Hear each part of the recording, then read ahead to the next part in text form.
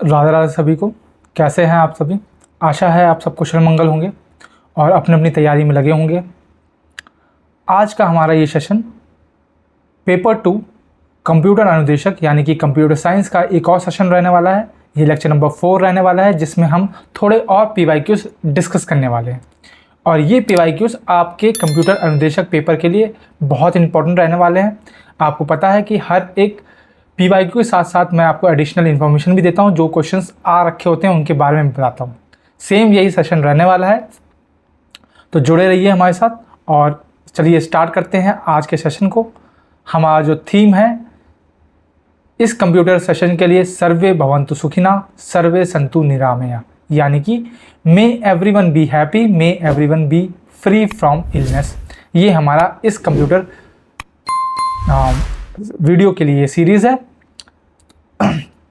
तो बस यही इसी को दिमाग में रखते हुए, मन में रखते हुए स्टार्ट करते हैं आज के सेशन को। पहला क्वेश्चन जो आज के सेशन का रहने वाला है ये, choose the incorrect statement. Incorrect statement आपको चूज करनी है। If a method is declared as final, that method can not be overridden in sub class. Finalize is a method of Java which is called the garbage collector thread before removing an object from memory. If a class is declared final, it cannot be inherited. If you do so, it will give you compile time error. If we declare any variable as final, the value of the variable can be modified in the final method. तो यहाँ इस question में बात हो रही है final method की और फाइनल कीवर्ड की। आपको पता है कि कितने कीवर्ड्स हैं? लगभग 32 कीवर्ड्स आपको देखने को मिलते हैं सी में, है ना। और जावा में कितने देखने को मिलते हैं ये आप मुझे बताएंगे। उनमें से एक कीवर्ड है फाइनल। अब ये फाइनल कीवर्ड जो है वो वैल्यू को या फिर मेथड को बना देता है अनचेंजेबल, मतलब कि आप चेंज कर सकते हैं। फाइनल मतलब कि क्या बोलते हैं कि उसको फिक्स कर देना। 3 तरह से इस्तेमाल होता है, वेरिएबल में इस्तेमाल होता है, क्लास में इस्तेमाल होता है और मेथड में इस्तेमाल होता है। अगर वेरिएबल में इस्तेमाल हुआ तो इट विल क्रिएट कांस्टेंट, जिनकी वैल्यू को आप मॉडिफाई नहीं कर सकते, ठीक है। चाहे ये फिर फाइनल मेथड के अंदर ही क्यों ना इस्तेमाल किया गया हो, फिर भी आप क्या बोलते हैं कीवर्ड को इस्तेमाल वो नहीं कर सकते। कैसे यूज़ करते हो? जैसे कि फाइनल x = 5 मान लो आप, तो यहाँ पे आपने x की वैल्यू जो है वो फाइनल कर दी। अब x की वैल्यू आप 5 से चेंज नहीं कर सकते। क्लासेस में ये फाइनल कीवर्ड इसलिए यूज़ होता है टू प्रिवेंट इनहेरिटेंस। इनहेरिटेंस को प्रिवेंट करने के लिए क्लासेस में फाइनल कीवर्ड यूज़ होता है। सेम चीज़ मेथड में फाइनल कीवर्ड यूज़ होता है टू प्रिवेंट मेथड ओवरराइडिंग। आप मेथड ओवरराइडिंग को प्रिवेंट करने के लिए जो है मेथड में फाइनल कीवर्ड का इस्तेमाल करते हैं। अब आप समझ गए होंगे कौन सा क्वेश्चन ऑप्शन गलत होने वाला है। तो ऑप्शन गलत होने वाला है डी, क्योंकि यहाँ पे बोला है कि if we declare any variable as final, the value of the variable can be modified. तो answer would be can not be modified. एक बार फाइनल वेरिएबल आपने वेरिएबल के पहले फाइनल लगा दिया तो उसकी वैल्यू जो है वो कांस्टेंट बन जाती है, और कांस्टेंट बन गई तो उसको कहीं भी चेंज नहीं कर सकते, even in the final method, ठीक है। तो ये चीज़ आपको याद रखनी है। ओके, आगे आते हैं। How many states can be processed in operating system, ठीक है। तो ऑपरेटिंग सिस्टम में कितनी स्टेट्स होती हैं? तो ये होती हैं 5 स्टेट्स, ठीक है। न्यू, रेडी, रनिंग, वेटिंग और टर्मिनेटेड। ये 5 स्टेट्स होती हैं आपकी ऑपरेटिंग सिस्टम में, ठीक है। ये मेंशन है, ये आप देख सकते हैं, ये पूरा डायग्राम है। न्यू स्टेज में आप क्रिएट करते हैं, रेडी में वो रेडी हो रही है, फिर रन में क्या बोलते हैं चलने लगेगी, ठीक है। वेट में आप मतलब कि किसी को ब्लॉक कर रहे हैं और उसको फिर आप या तो सस्पेंड कर सकते हैं या तो रिज्यूम कर सकते हैं, 2 चीज़ कर सकते हैं। अगर टर्मिनेट हो गई तो टर्मिनेट का मतलब क्या है कि आपने एग्जिट ले लिया, ठीक है। तो ये चीज़ आपको पता होनी चाहिए। ये डायग्राम इतना इंपॉर्टेंट नहीं है, बस ये आपको पता होनी चाहिए कि कितनी स्टेट्स होती हैं। तो 5 स्टेट्स होती हैं, ठीक है। ये चीज़ आपको पता होनी चाहिए। आगे आते हैं। थर्ड क्वेश्चन है, a counting semaphore was initialized to 8, एक सेमाफोर है जिसको हमने 8 से इनिशियलाइज कर रखा है। देन 12p यानी कि वेट ऑपरेशन एंड 7v यानी कि सिग्नल ऑपरेशन वर कंप्लीटेड।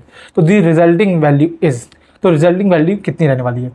क्वेश्चन सिंपल है, अगर आपको पता होता तो। देखो इनिशियली सेमाफोर की वैल्यू कितनी दे रखी है? 8 दे रखी है।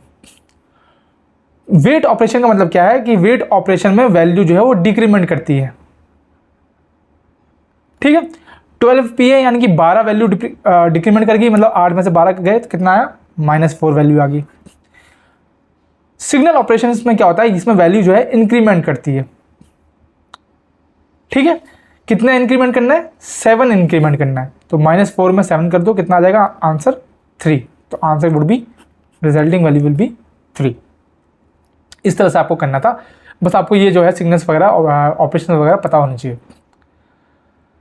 आगे आते हैं, which statement are true regarding Java? Constant that can not be change are declared using static keyword. A class can only inherit one class that can be implemented using multiple interfaces. ठीक है, ऐसा है, ये थोड़ा सा यहाँ पे missing है कुछ। तो अभी मैंने बताया कि अगर कांस्टेंट को चेंज नहीं करना तो आपको कौन सा कीवर्ड यूज़ करना पड़ेगा? आपको यूज़ करना पड़ेगा फाइनल कीवर्ड। सेम चीज़ जावा में है, सेम चीज़ सी में। तो पहला ही गलत हो गया। A class can only inherit one class that can implement multiple interfaces, ये बात है बिल्कुल सही, ठीक है। तो option number B will be true, ठीक है। अगर हमें कीवर्ड को क्या बोलते हैं, सॉरी वेरिएबल को कांस्टेंट करना है और उसमें स्टैटिक का भी इस्तेमाल करना है, तो आपको फाइनल और स्टैटिक दोनों इस्तेमाल लिखने पड़ेंगे। आपको इस तरह लिखना पड़ेगा, फाइनल स्टैटिक दोनों कीवर्ड का इस्तेमाल करना पड़ेगा, ठीक है। Static alone means class level which is not changeable. आप अगर सिर्फ और सिर्फ स्टैटिक कीवर्ड यूज़ करते हैं तब आप ऐसा नहीं कर देंगे कि आप उससे मतलब कांस्टेंट जो है वो चेंज नहीं हो पाएगा, ठीक है।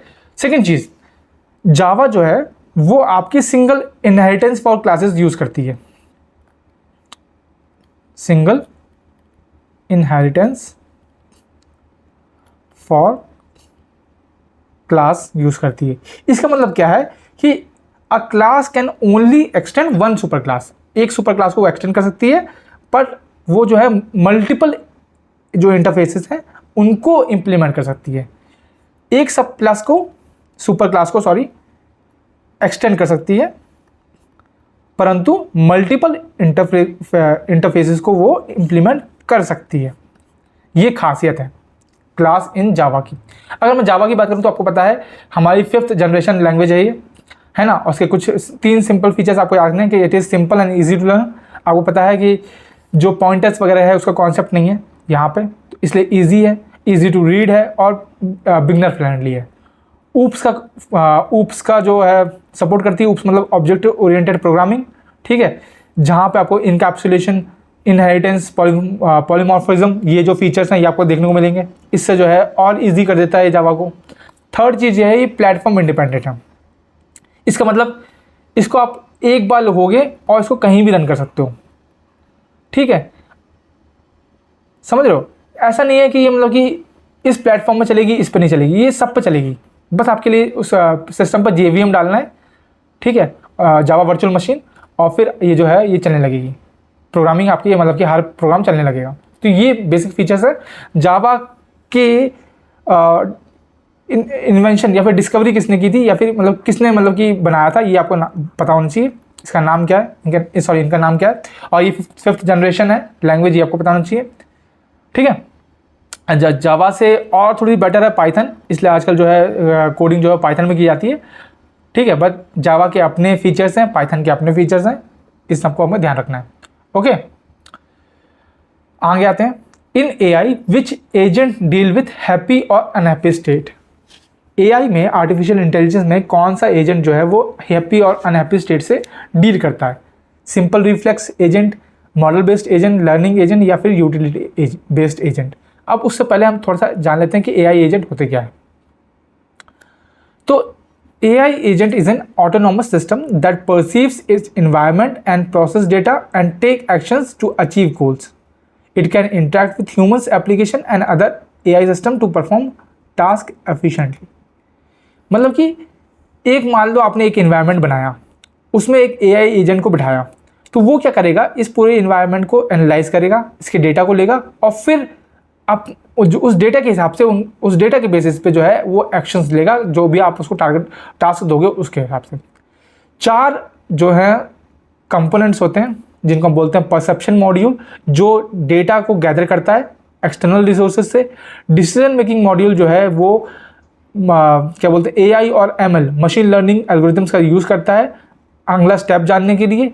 एक्शन मॉड्यूल जो है वो एग्जीक्यूट करता है रिस्पॉन्स को, और लर्निंग मॉड्यूल जो है वो इम्प्रूव करता है खुद को डेटा के हिसाब से। जितना उसको ज़्यादा डेटा मिलता रहेगा उतना वो खुद को इम्प्रूव करता रहेगा।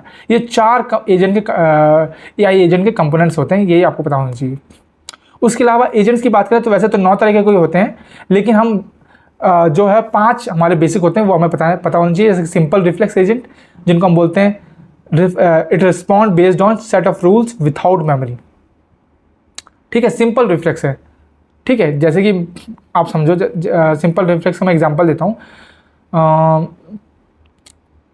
जैसे कि अगर आपकी आँख की तरफ जो है क्या बोलते हैं कुछ हल्का सा कंकर टाइप का या कुछ भी आता है, तो आपके पलकें जो है वो बंद हो जाती हैं, क्योंकि पलकों का सिंपल काम है, अगर आँख के पास कुछ भी आया तो सिंपल से बंद हो जाओ, ये सिंगल काम है। तो मतलब ये क्या है, रिफ्लेक्स है, सिंपल रिफ्लेक्स। ठीक है, मतलब कि उसको एक सेट ऑफ रूल्स रखें कि अगर ऐसा हुआ तो ये करना है, ऐसा हुआ तो ये करना है, तो ये बस इसी को हम बोलते हैं सिंपल रिफ्लेक्स एजेंट। इसमें मेमोरी की ज़रूरत नहीं होती है, मेमोरी नीड नहीं होती है।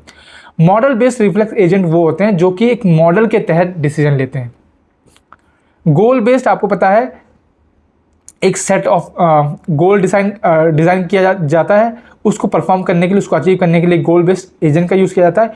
यूटिलिटी बेस्ड जो है ये आपके मैक्सिमम एफिशिएंसी दिखाते हैं, क्योंकि ये इन्वायरमेंट को समझ के, ठीक है, इन्वायरमेंट को समझ के, और इनमें एक यूटिलिटी फंक्शन होता है, जो क्या करता है,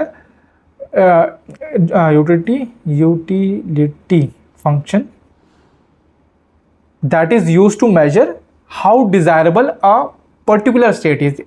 जो पर्टिकुलर स्टेट है वो कितनी डिजायरेबल है, इसको बताने के लिए एक यूटिलिटी फंक्शन होता है यूटिलिटी बेस्ड एजेंट में, जो कि क्या करता है, डिसीजन को और ऑप्टिमाइज कर देता है ताकि हमें मैक्सिमम एफिशिएंसी मिल सके। और इसी में आपको देखने को मिलते हैं हैप्पी स्टेट और अनहैप्पी स्टेट।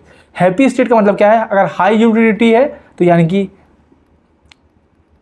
हैप्पी स्टेट है, और लो है तो फिर इसका मतलब है अनहैप्पी स्टेट है।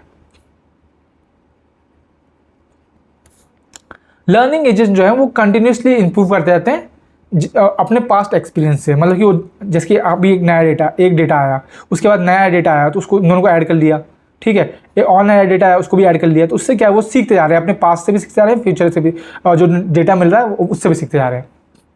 तो लर्निंग एजेंट जो है वो कंटिन्यूस नेचर के होते हैं, वो हमेशा सीखते ही रहते हैं। ठीक है, ये चीज़ आपको पता होनी चाहिए।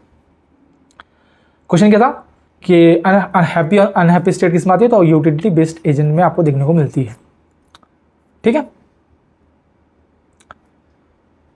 6th क्वेश्चन पे आते हैं। In SQL dash is an aggregate functions. तो एसक्यूएल में एग्रीगेट फंक्शन क्या होता है, सेलेक्ट, क्रिएट, एवरेज या फिर मॉडिफाई। तो आपको भैया मैं पहले ही पढ़ा चुका है, एवरेज हो गया या फिर आपके सम हो गया या फिर काउंट हो गया, है ना, मिनिमम हो गया, मिन या फिर मैक्सिमम हो गया, ये आपके क्या है, ये आपके एग्रीगेट फंक्शंस हैं। ठीक है, और ये जो आप देख रहे हैं, सेलेक्ट देख रहे हैं, क्रिएट देख रहे हैं, मॉडिफाई देख रहे हैं, ये आपके बेसिक फंक्शंस हैं। ठीक है, नॉन एग्रीगेट फंक्शन है, ऐसे समझ लो आप। ठीक है, ये बेसिक क्वेश्चन था। आगे आते हैं। PTR data is a pointer to a data type, एक पॉइंटर है। The expression star PTR data plus plus is evaluated as, इससे ये मतलब ये हमें जो है इस एक्सप्रेशन से हमें जो है क्या समझ में आता है कि कौन सा जो है इसके इक्विवेलेंट होगा। ठीक है, अब यहाँ पे आपको जो है प्रेसिडेंसी समझ में आनी चाहिए। एक है स्टार, एक है आपका ये, इसको हम बोलते हैं, क्या बोलते हैं, पोस्ट फिक्स ऑपरेटर। और स्टार को हम बोलते हैं डेरेफरेंस ऑपरेटर। इन दोनों में जो है प्रायोरिटी किसकी होती है, वो होती है आपके पोस्टफिक्स ऑपरेटर की। ठीक है, इसलिए इसका करेक्ट जो है इक्विवेलेंट जो आंसर होगा वो होगा ऑप्शन नंबर ए। ठीक है, ओके। और ये क्या शो करेगा, ये it will point to the current location and then increment the pointer address. ठीक है, ये चीज़ आपको पता होनी चाहिए। और प्रेसिडेंसी रूल जो है वो आपको पता होना चाहिए किसके कितने, कौन सा जो सिंबल है प्रेसिडेंसी रूल्स। ठीक है, कि स्टार हो गया, ये हो गया, मॉडुलस हो गया, प्लस माइनस हो गया, है ना, और क्या बोलते हैं पोस्टफिक्स हो गया, प्रीफिक्स हो गया, ये ऑपरेटर किसकी कौन सी प्रेसिडेंसी होती है, कौन किसके ऊपर आता है, ये चीज़ पता होनी चाहिए। ठीक है, आगे आते हैं। 8वां क्वेश्चन जो है सिंपल शॉर्टकट के बारे में पूछता है आपसे, command to open snipping tool menu to take a screenshot only a section of your screen. Snipping tool क्या है, एक ऐसा टूल है आपके विंडोज़ में जहाँ पे आप जो है स्क्रीनशॉट ले सकते हो। जैसे आप मोबाइल में जो है उंगली वाला फीचर आता है, 3 उंगली करोगे तो उसके स्क्रीनशॉट लिप जाता है, वैसे ही कंप्यूटर में भी आपको स्निपिंग टूल देखने को मिलता है जो कि स्क्रीनशॉट लेता है। अब यहाँ क्वेश्चन पूछा है कि आपको सिर्फ स्पेसिफिक एक सेक्शन का स्क्रीनशॉट लेना है। मान लो मुझे जो है इतने का ही स्क्रीनशॉट चाहिए, पूरे का नहीं चाहिए, तो इसके लिए मैं कौन सा शॉर्टकट यूज़ करूँगा, ये आपसे पूछा गया है। क्या वो शॉर्टकट विंडो की प्लस कंट्रोल प्लस एस होगा, विंडो की प्लस शिफ्ट प्लस एस होगा, विंडो की प्लस ऑल्ट प्लस एक्स होगा, या फिर कंट्रोल शिफ्ट प्लस के होगा? तो the answer would B window की शिफ्ट प्लस एस। अगर ये हम प्रेस करते हैं तो हम एक स्पेसिफिक सेक्शन को स्क्रीनशॉट ले सकते हैं। विंडो की से रिलेटेड आपको और भी शॉर्टकट पता होने चाहिए। इंपॉर्टेंट वाले कौन कौन से हैं? विंडो की प्लस टैब अगर दबाएंगे तो आप जो है टास्क मेन्यू को ओपन क्लोज कर सकते हैं। अगर विंडो की प्लस ए दबाएंगे तो ए से आपको रखना है एक्शन सेंटर। सी दबाएंगे तो सी से कॉर्टेना खुल जाएगा। डी दबाएंगे तो आप विंडो को मिनिमाइज और रिस्टोर कर सकते हैं। ठीक है, ई दबाएंगे तो आप फाइल एक्सप्लोरर ओपन कर सकते हैं। और ये क्वेश्चन जो है बार बार पूछा गया है, याद रखना है। जी से आप एक्सबॉक्स गेम बार यूज़ कर सकते हैं। आई से आप विंडो सेटिंग ओपन कर सकते हैं। एल से लॉक कर सकते हैं। पी से प्रोजेक्ट स्क्रीन ऑप्शन खोल सकते हैं। आर से रन डायलॉग बॉक्स खोल सकते हैं। एस से सर्च कर सकते हैं। टी से टास्क बार खोल सकते हैं। यू से आप ईज ऑफ एक्सेस सेंटर खोल सकते हैं। और एक्स से आप पावर मेन्यू खोल सकते हैं। इसमें जो इंपॉर्टेंट आपको याद करने हैं, एक तो विंडो प्लस ई जहाँ से आप फाइल एक्सप्लोरर खोल सकते हैं। विंडो प्लस आर जहाँ से रन डायलॉग बॉक्स ओपन कर सकते हैं। विंडो प्लस आई जहाँ से आप विंडो की सेटिंग को क्या बोलते हैं खोल सकते हैं। और विंडो प्लस टैब जहाँ से आप टास्क मेन्यू को, टास्क व्यू को ओपन या क्लोज कर सकते हैं। ये 4 जो है आपके इंपॉर्टेंट है। ये 4 में बार बार क्वेश्चन बनता है। ठीक है, ये चीज़ आपको ध्यान में रखनी है। अब आते हैं अगले क्वेश्चन पे। फाइंड एक्स इफ 356 जिसका बेस जो है 8 है, उसको अगर 16 में लिखेंगे तो हम कैसे लिखेंगे? कहने का मतलब क्या है, अगर ऑक्टल 356 ऑक्टल संख्या है, उसको हम हेक्साडेसिमल में लिखेंगे तो कैसे लिखेंगे? तो कन्वर्जन आपको पता होना चाहिए। पहली बात तो 356 को हम जो है क्या बोलते हैं बाइनरी में कैसे लिखेंगे? तो बाइनरी में आपको पता है हर एक डिजिट को हम 3 प्लेसेस में लिखते हैं। ये चीज़ आपने पढ़ी होगी। 3, 5, 6 को कैसे लिखते हैं? 0, 1, 1, यानी कि ये आपके 2 की पावर 0 होती है, 2 की पावर 1 होती है, 2 की पावर 2 होती है, यानी कि ये 1, 2, 4, 1, 2, 4, 1, 2, 4 ऐसे लिखते हैं ना। 5 कैसे लिखते हैं? 5 ऐसे लिखते हैं। ठीक है, और 3 कैसे लिखते हैं? 3 लिखते हैं ऐसे। ठीक है, तो ये आपकी होगी बाइनरी संख्या। 356 ऑक्टल संख्या को बाइनरी में कैसे लिखेंगे? अगर हमें लिखना है क्या बोलते हैं हेक्साडेसिमल में, तो हमें 4 के पेयर बनाने पड़ते हैं। ऑक्टल में याद रखना 3 के पेयर बनते हैं, और हेक्सा में हमेशा जो है 4 के पेयर बनते हैं। ठीक है, ये चीज़ रखनी है। 4 के बनाने तो ये 4, ठीक है, ये 4, और इसके साथ कुछ और नहीं है तो 3 0 और लगा लो, तो ये 4।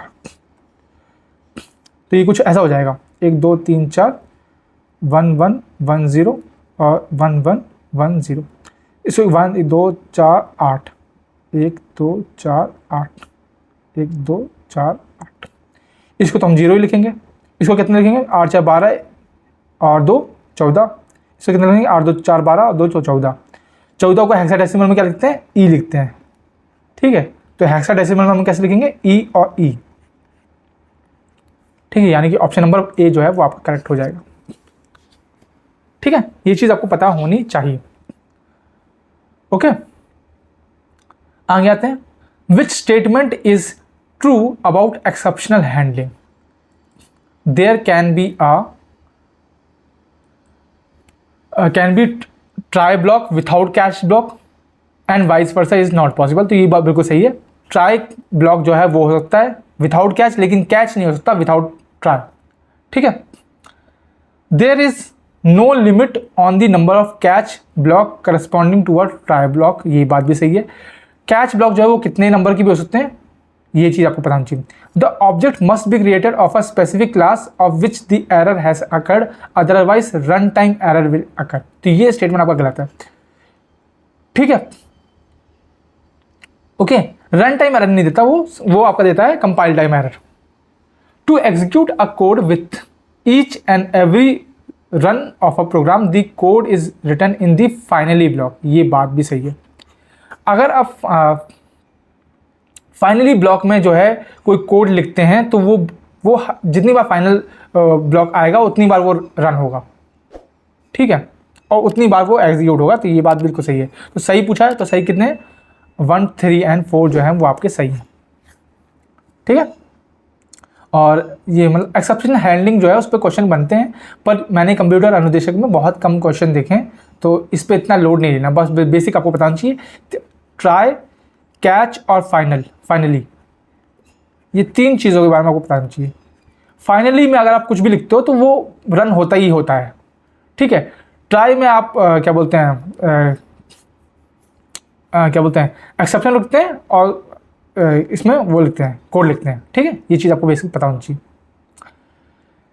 विच phase is not included in virus life cycle. तो which phase is not dormant, executional, start और ट्रिगरिंग। तो कौन सा फेज जो है वो वायरस लाइफ साइकिल में नहीं होता है। तो आपको पता है वायरस लाइफ साइकिल में कितने फेज होते हैं, 4 फेजेस होते हैं। ये चीज़ आपको बतानी चाहिए। 4 कौन कौन से होते हैं, यहाँ पर मैं दिखाता हूँ। Dormant phase, propagational phase, triggering phase और एग्जीक्यूशन फेज। यानी कि कौन सा नहीं होता, तो स्टार्ट फेज आपका नहीं होता है, सिंपल। अब क्या क्या होते हैं डॉर्मेंट फेज में, क्या है, the virus is idle and eventually activated by some events. Virus जो है वो खाली बैठा हुआ है और कुछ इवेंट हुआ तो वो एकदम से एक्टिवेट हो गया। जब एक्टिवेट हो गया तब वो डॉर्मेंट फेज में। प्रोपेगेशन मतलब क्या है, नाम समझो, प्रोपेगेशन यानी कि अपने आप को प्रोपोगेट कर रहा है। The virus places an identical copy of itself into other programs and into certain system areas on the disk. अपने आप को उसने प्रोपोगेट कर लिया। ट्रिगरिंग फेज का मतलब क्या है कि the virus is activated to perform the function for which it was intended. Execution का फेज का मतलब क्या है, in this phase the virus perform its actual operation. अब मैं आपको समझाता हूं। मान लो ये सिस्टम है आपका, ठीक है। हमने एक वायरस बनाया, ये मान लो वायरस है, ठीक है। हमने एक वायरस बनाया जिसका काम क्या है, जिसका काम है डेटा को कॉपी करना, आपके डेटा को कॉपी करना, ठीक है। और ये इसका मैंने एक्टिवेशन बोला है कि जैसे ही वो फाइल खुलेगी, जैसे ही जिस फाइल पे ये चिपका होगा, उसी जैसे ही वो फाइल ओपन होगी वैसे ही तुम एक्टिवेट हो जाना, ये मैंने बोला है।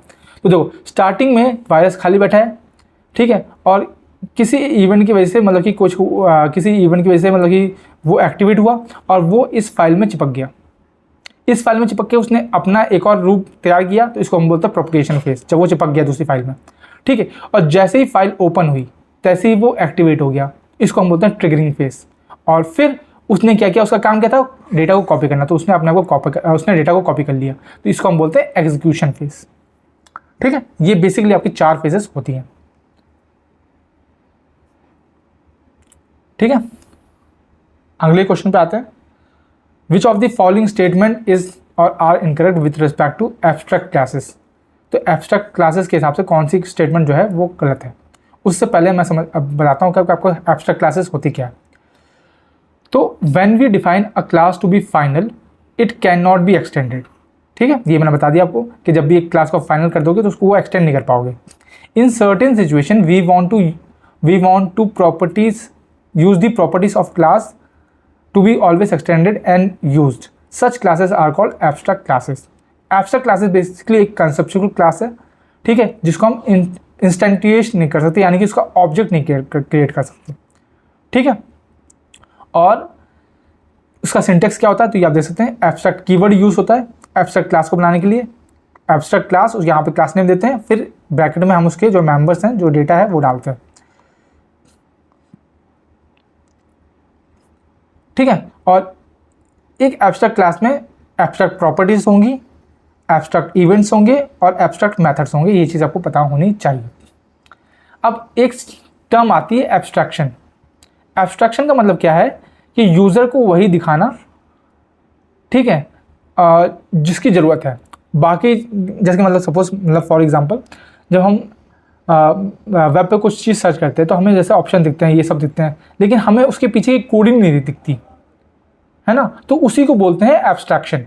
कि मतलब कि आपको इंटरफेस दिख रहा है लेकिन उसके पीछे का जो कोडिंग है, इंप्लीमेंटेशन है, वो नहीं दिख रहा। That is your abstraction. ठीक है, अब आते हैं क्वेश्चन पे।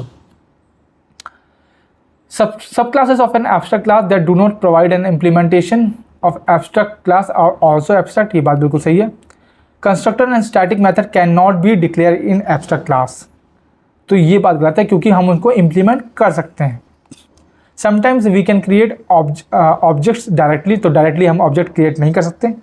ठीक है, अब मेथड में must always be redefined in a subclass of an abstract class. ये बात भी बिल्कुल सही है। तो दी आंसर इनकरेक्ट कौन कौन से हैं आपके हो जाएंगे, सेकंड और थर्ड, यानी कि ऑप्शन नंबर बी आपका सही हो जाएगा। ठीक है, ये चीज़ आपको पता होनी चाहिए। आते हैं आगे। In C what are the various type of real data type. तो रियल डेटा टाइप यानी कि फ्लोटिंग पॉइंट डेटा टाइप कौन कौन से हैं, float, long double, short and, float double या long double, short and double या फ्लोट। तो answer would be float, double और लॉन्ग डबल। ठीक है, एक्चुअली देखो सी में डेटा टाइप को 3 कैटेगरी में डिवाइड किया जाता है। एक को हम बोलते हैं basic data types, derive data types और user defined data types. Basic मतलब जो बेसिक हैं जैसे कि int, float, double, char, boolean, void. Derive जो इनसे डिराइव हैं, एरे, पॉइंटर और फंक्शन। यूजर डिफाइंड जो होते हैं वो होते हैं यूनियन, स्ट्रक्चर और इनम। ठीक है, ये चीज़ आपको पता होनी चाहिए। उसके अलावा ये कुल कितने कितने बाइट्स के होते हैं ये चीज़ पता होनी चाहिए। जैसे डबल आपका 4 बाइट्स का होता है, कैर आपका 2 बाइट्स का होता है। ये चीज़ बेसिक चीज़ आपको पता होनी चाहिए। आई थिंक ये आपको पता होगा। ठीक है, तो अभी तो बस इतना ही समझना है, फिर मैं आगे आपको थोड़ा सा और डेप्थ में समझाऊंगा इन डाटा टाइप्स के बारे में, जैसे ही क्वेश्चन मैं डालूंगा इसके लिए। ठीक है, आते हैं 14 क्वेश्चन पे। 14 क्वेश्चन पूछता है what is the result after execution of the following code if A is 10, B is 5 and C is 10। A को हमने 10 दिया है, B को हमने 5 दिया है और C को हमने 10 दिया है। ये कोड रन करना है। सबसे पहली लाइन देखो, A greater than B, A यानी कि 10 ग्रेटर देन 5 एंड A यानी कि 10 less than greater than equals to 10। तो देखो ये कंडीशन ट्रू है, ये कंडीशन ट्रू है। जब दोनों कंडीशन ट्रू होती है तो एंड में क्या होता है, हम आगे बढ़ते हैं। ट्रू होता है तो हम आगे जाते हैं। आगे जाएंगे तो हमें ये स्टेटमेंट मिलेगा, मतलब ये रन होगा। तो एल्स तो रन होगा नहीं क्योंकि इफ रन हो गया। इफ एल्स के केस में अगर इफ रन नहीं होता तब एल्स रन होता है। ठीक है, तो यहाँ पे बोला है ए इक्वल्स टू ए प्लस 1, यानी कि ए में क्या था, पहले 10 था, अब उसमें +1 कर दिया, तो अब ए कितना हो गया, ए हो गया आपका 11। ए 11 हो गया, बाकी कुछ नहीं है, तो सिर्फ ए में ही चेंजेस आए। ए में चेंजेस आए, बी वैसा रहा, सी वैसा रहा। ठीक है, तो ए 11 हो गया और सी 11 नहीं होगा क्योंकि सी में कोई चेंजेस नहीं आए, सी वैसा का वैसा ही है। तो option number B will be the correct answer. ठीक है, प्रोग्रामिंग बेसिक आती है, ये चीज़ आपको पता होनी चाहिए। बात करते हैं which of the following declarations is incorrect in Python language. Python language में इनकरेक्ट कौन सी है declaration? X Y Z P, इसको हम ऐसे लिख सकते हैं बिल्कुल सही है। X Y Z P 5000 space, अच्छा ऐसे नहीं लिख सकते, ये इनकरेक्ट है। ठीक है, हम स्पेस का इस्तेमाल नहीं कर सकते पाइथन में, ये आपको सिंटेक्स एरर देगा। क्या देगा? Syntax error. ऐसे लिख सकते हैं, इसका मतलब क्या है कि 500 जो है उसकी वैल्यू x है, 600 की वैल्यू y है, z की वैल्यू 700 है, p की वैल्यू जो है 800 है। और अंडरस्कोर का भी इस्तेमाल कर सकते हैं, तो ये इसको एक वेरिएबल के तौर पे लेगा। ठीक है, और इसमें ये वैल्यू डाल सकते हैं हम। ठीक है, तो ये चीज़ भी यूज़ हो सकती है। Okay, hexadecimal numbers are a mixture of, तो हेक्साडेसिमल जो नंबर है वो किसका मिक्सचर होता है? Octal plus decimal, binary plus octal, letter plus decimal और बाइनरी प्लस डेसिमल। तो हेक्साडेसिमल जो होते हैं वो लेटर प्लस डेसिमल होते हैं। हेक्साडेसिमल जो नंबर्स होते हैं उसमें 16 नंबर्स आते हैं, 0 से 9 तक, 0 1 2 3 4 5 6 7 8 9। उसके बाद बचे जो 6 नंबर हैं वो अल्फ़ाबेट होते हैं, A B C D E F।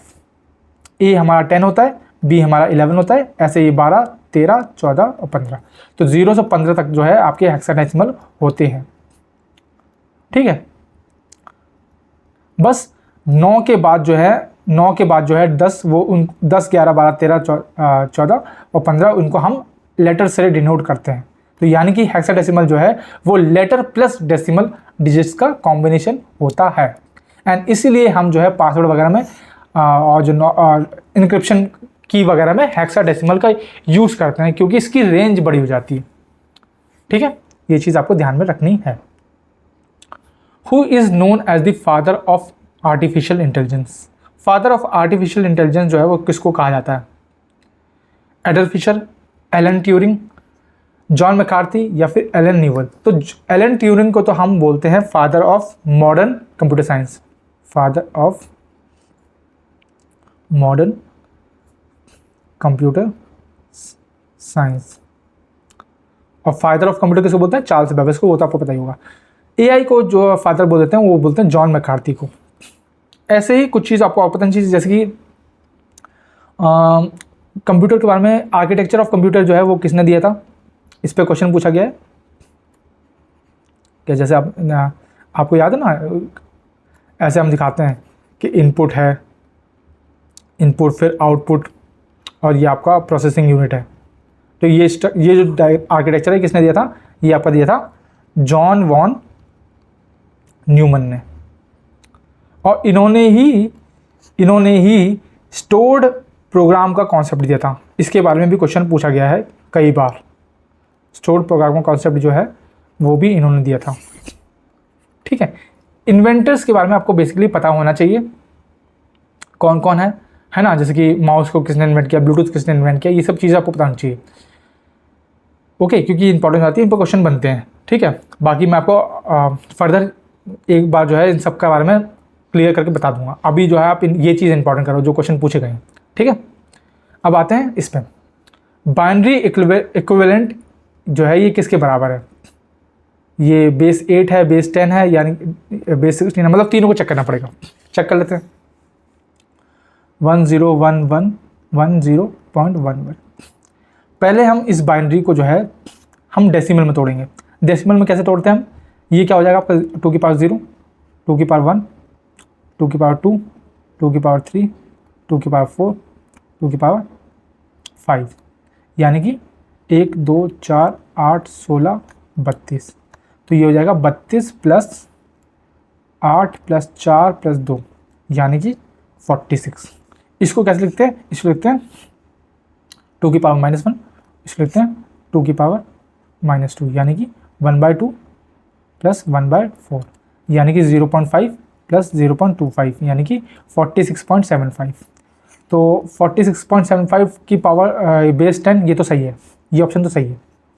8 इसमें लिख देते हैं हेक्सा, ये क्या बोलते हैं, ऑक्टल में। ऑक्टल में कैसे लिखते हैं? आपको मैंने बताया कि 3 का पेयर बनता है। किसका बनता है? 3 का।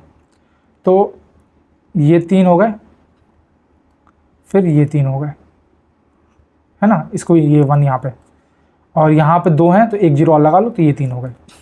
तो ये 3 को कैसे लिखेंगे, 1 2 4 यानी कि 4 2 6, ये 6 हो गया, और ये 4 1 5, ये 5 हो गया, और ये कितना हो गया, ये 4 2 6, ये 6 हो गया, यानी कि 56.6 ये आपका ऑक्टल में हो गया, यानी कि ये भी सही है। अब बच गया आपका हेक्साडेसिमल। हेक्साडेसिमल में मैंने आपको बताया था 4 के पेयर बनते हैं। कितने बनते हैं, 4 के, तो 4 के बना लो, 1 2 3 4, ये 4 हो गया, और इसके 4 यानी कि यहाँ पे 2 जीरो और लगा लो, और यहाँ पे भी 4 4, यहाँ पे भी 2 जीरो लगा लो, ठीक है। तो ये कितना होगा आपका, ये तो हो गया आपका 2, ये कितना हो गया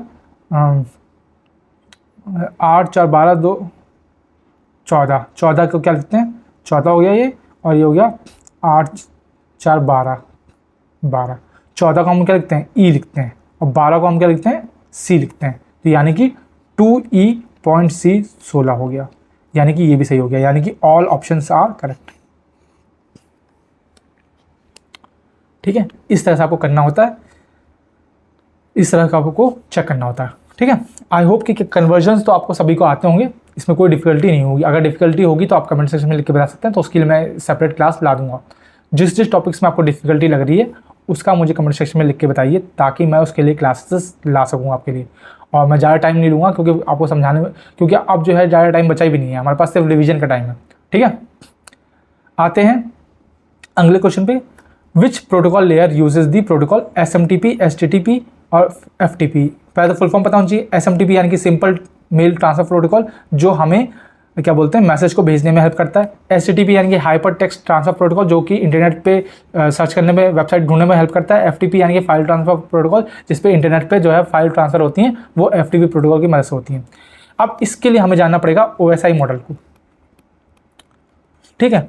OSI मॉडल के जो है 7 लेयर्स उसमें होती हैं। सबसे नीचे वाली लेयर होती है उसको बोलते हैं फिजिकल लेयर, जहाँ पे जो ट्रांसमिशन ऑफ रो बिट्स होता है ओवर फिजिकल मीडियम में जो होता है, ठीक है। और यहाँ पे फिजिकल डिवाइसेस का ही इस्तेमाल होता है, जैसे कि आपके क्या बोलते हैं, और कौन सा फिजिकल एड्रेस कौन सा यूज़ होता है, तो मैक एड्रेस यूज़ होता है, ये चीज़ आपको बताना चाहिए। और जो फिजिकल डिवाइसेस हैं वो यूज़ होती हैं। उसके ऊपर आती है डेटा लिंक लेयर, जहाँ पे जो है डेटा का जो फॉर्मेट रहेगा नेटवर्क के ऊपर वो डिफाइन होता है। नेटवर्क लेयर पर ये डिफाइन होता है कि किस पाथ से जो है वो डेटा जाएगा, इस रास्ते से जाएगा कि इस रास्ते से जाएगा। ट्रांसपोर्ट लेयर का मतलब क्या है, ट्रांसपोर्ट करना, यानी कि डेटा को ट्रांसमिट करना यूजिंग ट्रांसमिशन प्रोटोकॉल, जैसे कि TCP UDP। सेशन लेयर की बात करें तो ये कनेक्शन को यानी कि सेशंस को मेंटेन करता है, ये पोर्ट को कंट्रोल करता है और सेशन को कंट्रोल करता है, ठीक है। प्रेजेंटेशन नाम से समझो, प्रेजेंटेशन लेयर जो है इंश्योर करता है कि जो डेटा है वो यूजेबल फॉर्मेट में रहे और डेटा जो है वो इनक्रिप्टेड रहे, ताकि जो है चोरी होने के चांसेस कम रहें। एप्लीकेशन लेयर आपकी सबसे लास्ट लेयर है, जहाँ पे जो है आप जो स्क्रीन पे देखते हो कि ये वेबसाइट है, इसकी थोड़ा सा लिखा हुआ है, फिर ये लिंक आ गया, फिर ये लिखा हुआ है, ये जो आप देखते हो ये आपकी एप्लीकेशन लेयर, जिसमें ह्यूमन कम्युनिकेशन इंटरेक्शन होता है, ठीक है। ये चीज़ आपको याद नहीं है। किस में कौन कौन से चीज़ें यूज होती हैं वो आपको बताना चाहिए। जैसे फिजिकल लेयर पे आपका wifi, USB, Bluetooth, SDH, RJ445 ये सब यूज़ होते हैं। डेटा लिंक लेयर पे आपका ईथरनेट,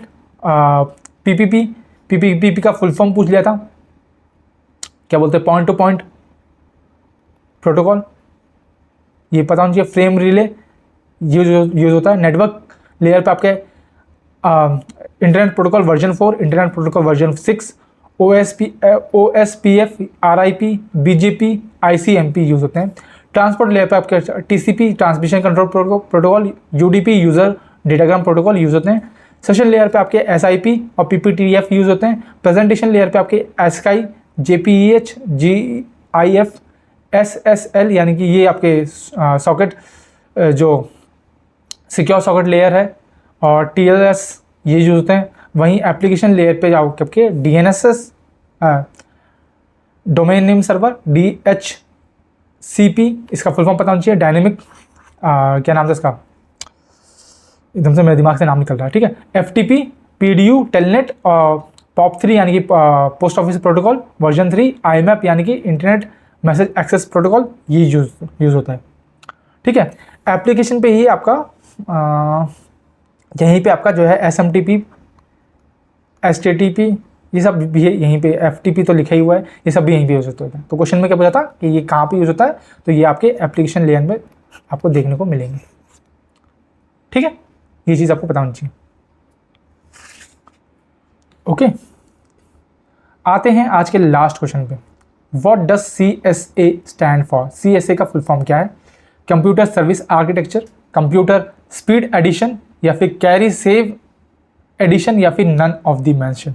तो CSA का फुल फॉर्म है आपका कैरी सेव एडिशन। ठीक है, ये चीज़ आपको याद रखनी है। ओके, तो बस यहीं पे जो है हमारा आज का सेशन समाप्त होता है। थोड़ा सा ये सेशन फास्ट रहा है और आने वाले सेशन भी थोड़े फास्ट रहेंगे, क्योंकि अब हम जो है थोड़े टाइम में ज़्यादा चीज़ों को रिवाइज़ करेंगे और मैं कोशिश करूँगा कि आप उस चीज़ को रिकॉल करो। मैं खुद से अब पहले जैसे मैं आपको लिख के हर चीज़ बताता था, अब मैं कोशिश करूँगा कि आने वाले सेशन में मैं आपको सिर्फ रिवाइज़ करूँ। तो आप से मैं बोलता रहूँगा, आपको सुनना है और सारे फैक्ट्स जो हैं उस क्वेश्चन से रिलेटेड जो है वो रिकॉल करने हैं। तो अब सेशन जो है वो थोड़े से फास्ट रहने वाले हैं। तो आई होप ये चीज़ के लिए आप रेडी रहेंगे। और ये हमारी PYQ सीरीज़ है, जिसमें आपको पता है हम क्या करवा रहे हैं। ये हम 4 पेपर 1 और पेपर 2, जिसमें general studies, general ability, maths और रीजनिंग, पेडागॉजी और कंप्यूटर साइंस, इन चारों की प्रिपरेशन हम करवा रहे हैं एंड बहुत ही शानदार तरीके से प्रिपरेशन चल रही है। तो आई होप कि आप इस सीरीज़ के सारे वीडियोस देख चुके होंगे और इसको प्रॉपरली रिवाइज़ कर रहे होंगे, क्योंकि सिर्फ देखने से फ़र्क नहीं पड़ेगा जब तक आप प्रॉपरली रिवाइज़ नहीं करेंगे। जितना ज़्यादा रिवाइज़ करेंगे उतने ही आपको क्लैरिटी मिलेगी, उतने ही आपके चांसेस बढ़ जाएंगे पेपर को निकालने के। ठीक है, तो बस यहीं पे जो है हमारा आज का वीडियो ख़त्म होता है। मिलते हैं अगले लेक्चर में, तब तक के लिए राधे राधे सभी को।